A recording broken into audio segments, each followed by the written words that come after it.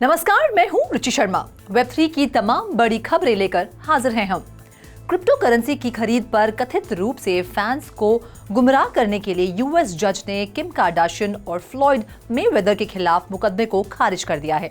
दोनों हस्तियों पर पोटेंशियल इन्वेस्टर्स को धोखा देने और करेंसी की वैल्यू को बढ़ाने के लिए ईमैक्स टोकन की खरीद को बढ़ावा देने के लिए अपने व्यापक प्रशंसक आधार का इस्तेमाल करने का आरोप लगाया गया था। इस तरह से तथाकथित डंप एंड पंप स्कीम में आर्टिफिशियली गलत जानकारी के प्रसार या इसे बेचने से पहले प्रचार के जरिए करेंसी की कीमत बढ़ाना शामिल है। जनवरी में पीए न्यूज एजेंसी द्वारा प्राप्त दस्तावेजों से पता चलता है कि कंपनी इथेरियम मैक्स द्वारा बनाए गए ईमैक्स टोकन का मूल्य 2021 में कथित तौर पर इन्फ्लुएंसर्स द्वारा किए गए प्रमोशन की वजह से ऊपर गए थे। बढ़ते हैं अगली खबर की ओर।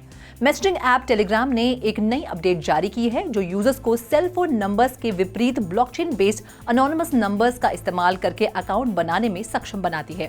टेलीग्राम पहले से ही ऐप पर नॉन एडेड यूजर्स से लोगों के निजी फोन नंबर्स छुपाता है। हालांकि यूजर्स अब सभी से नंबर छिपाने में सक्षम होंगे, जो कि प्राइवेसी फोकस्ड फीचर्स को महत्व देने वाले लोगों को खुश करने की संभावना है।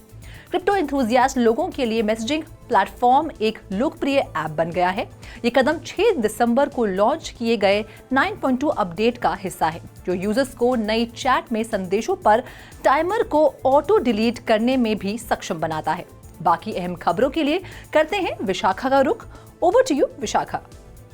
पिछले साल मार्केट की अशांत स्थितियों के बावजूद मेटावर्स और इसकी पोटेंशियल यूटिलिटी कंज्यूमर्स के मन में स्थिर है। बिजनेस और टेक्नोलॉजी स्ट्रैटेजी एडवाइजर कैपजेमिनी के एक नए सर्वे के आंकड़ों के अनुसार 3/4 से अधिक कंज्यूमर्स को उम्मीद है कि ब्रांड और व्यक्तियों के साथ उनकी बातचीत मेटावर्स से इम्पैक्ट होगी। ये ऑर्गेनाइजेशंस के लिए भी जाता है क्योंकि 10 में से 7 का मानना है कि कस्टमर एक्सपीरियंस के मामले में मेटावर्स और इमर्सिव एक्सपीरियंसेस मार्केट में अंतर पैदा करेंगे। रिपोर्ट ने मेटावर्स कॉम्पिटेंसी, इंटरेस्ट और इम्पैक्ट को समझने के लिए अलग अलग क्षेत्रों के 12 देशों में 1000 ऑर्गेनाइजेशंस के साथ 8000 कंज्यूमर्स का सर्वे किया है। वहीं दूसरी खबर में बायबिट ने गुरुवार को घोषणा की कि दुबई स्थित सेंट्रलाइज्ड क्रिप्टो एक्सचेंज बायबिट ने ग्राहकों को एक मंच पर दोनों प्रकार के एक्सचेंजों पर व्यापार करने का अवसर देने के प्रयास में डिसेंट्रलाइज्ड एक्सचेंज एपेक्स प्रो को अपनी पेशकश में इंटीग्रेट किया है।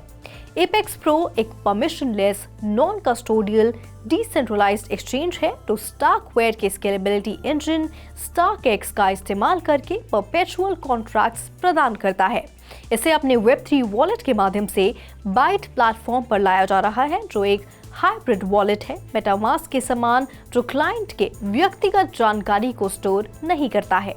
सेंट्रलाइज्ड एक्सचेंजेस हाल ही में बढ़ी हुई जांच के दायरे में आ गए हैं क्योंकि कभी विश्वसनीय माने जाने वाला FTX एक संभावित फ्रॉड बन गया है, जिसके कारण हजारों यूजर्स को बिलियंस ऑफ डॉलर का नुकसान हुआ है।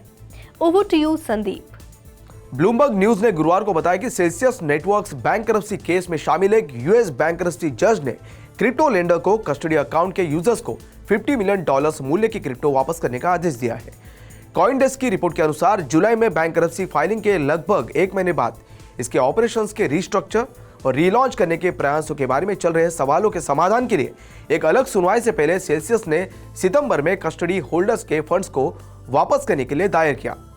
फाइलिंग के अनुसार सेल्सियस के लगभग 58,300 यूजर्स हैं जिन्होंने कलेक्टिवली $210 मिलियन से ज्यादा की कस्टडी और विथ होल्ड की है, जिसमें 15,680 कस्टमर्स प्योर कस्टडी एसेट्स रखते हैं जिनकी कीमत लगभग $44 मिलियन है।